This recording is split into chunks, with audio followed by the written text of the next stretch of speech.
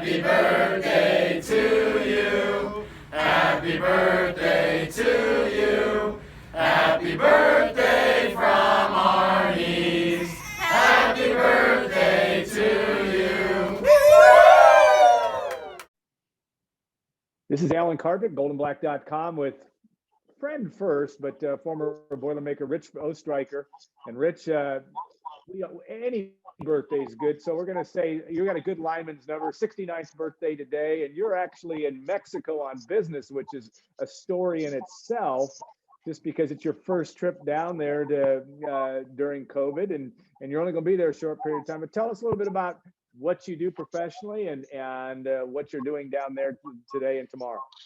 I work for a Canadian vinyl company called Morburn. We make covers for things like snowmobiles and ATVs and golf cars, and I'm responsible for all of the molded materials. I've been there 25 years, and my biggest customer is here in Saltillo, so we came down to visit. It was really different, though, with there being nobody around anywhere during the course of the whole trip. Yeah, I bet you that was a strange situation. And flying is. Did you have anybody next to you while on your plane, or were you? No, I was lucky. I got upgraded. There was a guy across the aisle. He was on the window. I was on the aisle. There was nobody in front of me. There were two people behind me. So they're really spacing people out very well right now. Yeah, that's a good thing. Well, Rich was a offensive lineman. Got to play quite a bit from 1970 to 72 under Coach Bob DeMoss. He was part of arguably the greatest recruiting class in the history of Purdue football. Pretty hard to argue that fact based on how many guys were picked in the NFL, but 3 first-rounders with Darryl Stingley, Sure. Otis Armstrong, and Dave Butts, and Greg Bingham, and a number of other guys that went in the top 3 or 4 rounds. Talk about that process. How did you first get interested in Purdue, and tell me about that recruiting process a little bit. Well, it's different from when it was then from what it is now. I was on a really good team in Chicago, St. Patrick's, and we had a number of winning streaks, and they always picked somebody to be the guy that they promoted, and I happened to be the guy that they chose. So I was recruited pretty much everywhere. That was back when they signed 40 people, so it wasn't hard to get a couple hundred scholarship offers. But I got to do that, and we didn't know anybody that was being recruited. The only guy I knew that was going to be recruited was John Doyle, who was the defensive tackle. But I obviously knew Butts and Armstrong and Stingley because we were all from Chicago. And when I found out who had signed, I was just blown away. I mean, that was everybody. Jack Spellman, Clark brothers. I mean, Art Clark was the best football player I ever saw.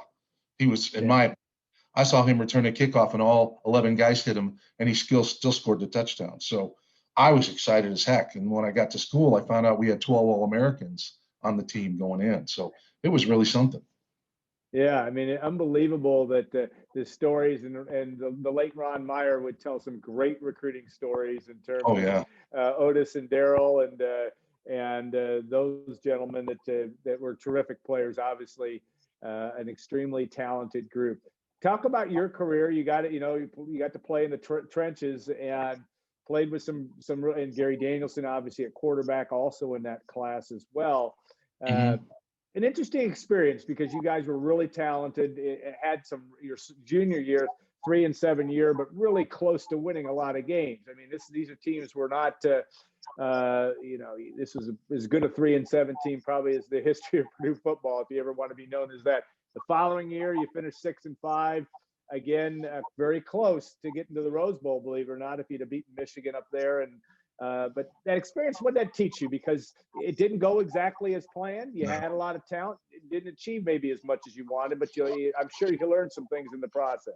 Oh, sure. Well, we created ways to lose, I think. I mean, we were on the 3-yard line against Notre Dame, beating them 7-0, and then they got a 2-point conversion.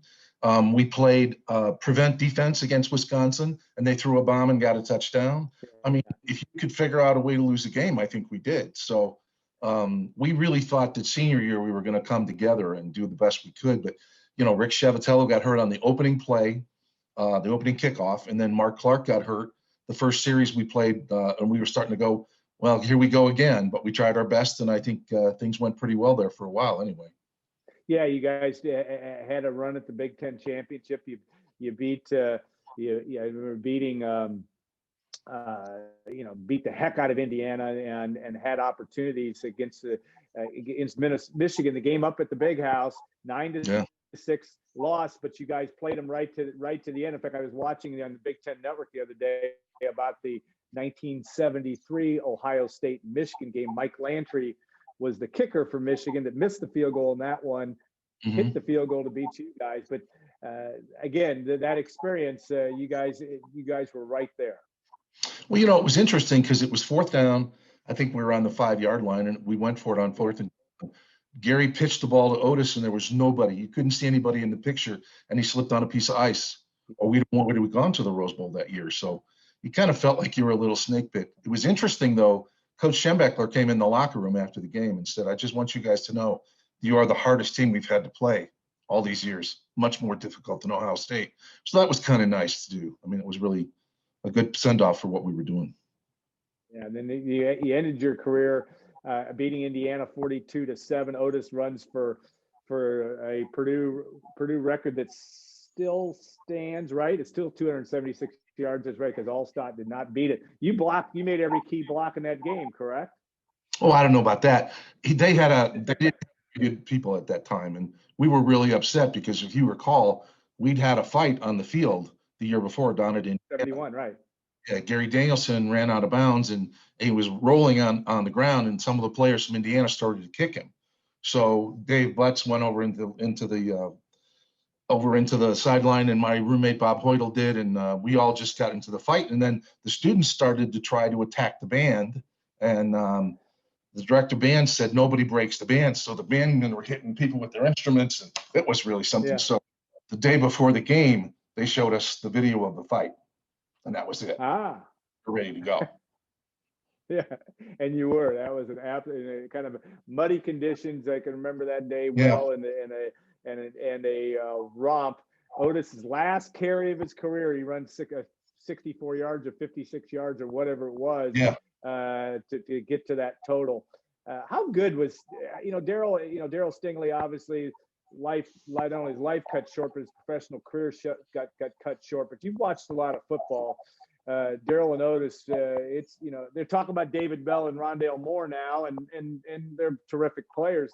That's a pretty significant tandem in terms of comparing Otis and Daryl. Different types of players, but tell me what you remember about those guys and what made them special. Well, they were both from Chicago, from the poor side of town, and they were both straight A students coming in. And Daryl was probably the best athlete on the team. As many good athletes as we had, he could do anything. They had a group of guys that played in the Co-Rec League, and it was Daryl and Archie Heiler. And Donnie Green was the center, and I don't think that he got within 50 points of him. And I think, if I remember correctly, Daryl could dunk. I mean, he could have played for Purdue. So we were great athletes. Chuck Peebs, who was a safety with us, set the record at Madison Square Garden for points when he was in prep school. The guy from Niagara finally broke quite a while. Calvin Murphy, right? Yeah. I remember hearing that story about Peebs, that he had held the record in the Garden, and I wonder if that was urban legend or not, but that's true. No, it was true. He was a great basketball player. Yep, so Peebs.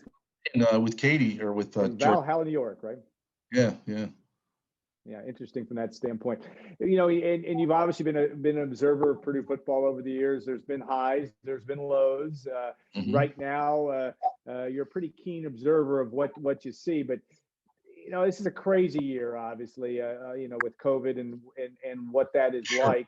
Purdue has gotten off to a good start. Did not play well as it could have on Saturday. But from an offensive line perspective, there's been a lot of talk about trying to get a number of personnel. Now Jeff Brom's got, seems to have, even though he's had a couple injuries, he's got a rotation in there. What are you seeing from that line? And are you getting to the point where you think you have a Big Ten caliber line at Purdue right now? Well, it's such an improvement. When Coach Hazel was there, I don't think we had anybody that could play, much less play at any level. Now, at least you've got some people who can stick people, and we're moving people off the ball. I mean, as a lineman, there's nothing worse than watching you go 4th and 1 and having a guy get tackled in the backfield, not by one person, but by 6. And you kind of go, he's got to move off the ball. I mean, I was not a great pass blocker, but I could move you off the ball. You get between somebody's legs, and they're going backwards. So we all hit too high, and I think that's part of the size of the people now, because I was only 6 foot, so I was always going low. But yeah, I'm very encouraged by what they have now. I'd like to see us get a couple of really stud guys, just 1 or 2. I was very encouraged by the kid that played in the All-American game that's been playing center. I think he gets a little, he's really going to be a factor. So that's great. Yeah, Gus Hartwig and playing as a true freshman is pretty hard to do. That's very difficult. And he's getting in the rotation. How do you feel about, and this is just a matter of preference, I mean, as you played, do you like they're trying to rotate more, get more guys in, almost have an 8 or 9 person rotation. They've had a couple injuries. Do you prefer that, or do you like that, you got your line kind of like the 2000 line with Matt Light and company, where you had 6 guys that rotated? Well, that's interesting, because my junior year, the guys would start, and then I would relieve Lucan at right guard and play a series there. Then I'd play a series at left guard, and then I'd sit a series. So I was playing 2 out of 3, and I didn't notice much difference in terms of how I felt versus my senior year when I played all the time. I think in a hot day, if you're really, we're wearing the black uniforms and it's hot, I could see doing that. I do think that you need to get the younger players some experience. What I don't understand in today's game is why you leave starters in, with 5 minutes to go and you're up 30 points, because it's one of the days somebody's going to get hurt really bad and people are going to go, oh, what did we do that for? So yeah, that's always an amazing thing when you see that, and you don't know whether some teams are trying to do style points. I don't know what it is. Unfortunately, Purdue hasn't been in many of those situations this year. No. Traveling to Minnesota now in 72. In fact, that's right. You have the distinction of being the last team to beat Minnesota outdoors on the road. Yes. Now, but talk about that in terms of, just playing up there and playing outside. Now they're going to be playing Friday night. It's going to be cold, but not that cold. But just that notion of playing Minnesota on the road. Purdue has struggled historically a great deal playing up in Gopher Land. Well, that's interesting, because when we played my senior year, it was very cold, and they wore those god-awful gold uniforms. Yeah, they were. Cal Stoll was the coach who had recruited me at Wake Forest, and he was Steve Baumgartner's uncle. But we didn't have any trouble with being out in the cold. I worry sometimes that there's a thought process in our organization that says we can't play in the cold and we can't play in the rain. And I think we got to try to get over that as best we can. I was in the same hotel as Coach Brom two years ago when we played up there, and he was just griping about the weather. And I thought, well, and how far away it was. And I just felt like he wasn't mentally prepared to play the game the way he needed to. No criticism of him, but when we went out there and stunk it up, I wasn't surprised at all. I mean, you know right away whether we're going to play or not in that first couple series. Yeah, that was a game you were 13-point favorite and lost by 31. That was a hard thing to happen, and a big game, because Purdue was still really in the hunt. I mean, it was not out of the realm of possibility in the West Division at that time. In their defense, though, if you remember, they got a new defensive coordinator who changed the system, so we weren't prepared for what they were doing. You could just see we were lost, even at the coaching level. So a little bit of credit for them for doing what they did, but I'd really like to see us take it to them this time. All right. Well, tell me, as a birthday, you're away from your family, but even growing up as a kid, what were your birthday traditions? Did you do anything special on this big day? Well, that's interesting. I don't recall ever really having anything that we did for sure. I mean, we always went out to dinner for the birthday, and the birthday boy or girl got to pick where the restaurant was. So that was always a big thing for us, The game against Michigan that we lost 9-6 was my 21st birthday. Right. And I was at 7:30. I mean, I was crushed. Everything was bad. I was pooped. The guy that I was blocking out, and he was stunting down, and I hit him head on the whole game. I mean, we did okay, but it was a really tough game. I was pooped. Yeah. Well, I think it's birthdays. All birthdays are special, and that is, and we really appreciate you taking the time and thank you. I was at a personal level. I enjoy we need experts out there, guys that have been in the trenches that understand it, and I always appreciate your view of what we're seeing on the football field. So have a safe trip back, and have a safe trip. Have a good Thanksgiving, and so you'll be home tomorrow. Yeah, I'll be home tomorrow. We'll see the grandkids on Saturday. Yeah. And how many grandkids may do you 4. have? Actually, I have 5. 3 girls and 2 boys. Outstanding. All right. Well, have a great birthday. Have safe travels, and we really appreciate you taking the time to do that. A lot of fun from this standpoint. I want to thank Arnie's for the Arnie's birthday Zoom. Their support of this. We have a lot of fun doing that. And Rich, we'll look forward to talking again soon. Yeah, thanks. I got an Arnie's pizza for my birthday on Monday. It was great. There you go. That was perfect. That was a great tradition. I know that Brad Cohen and company will appreciate the plug, so we'll make sure we get that in there. Hey, thanks so much.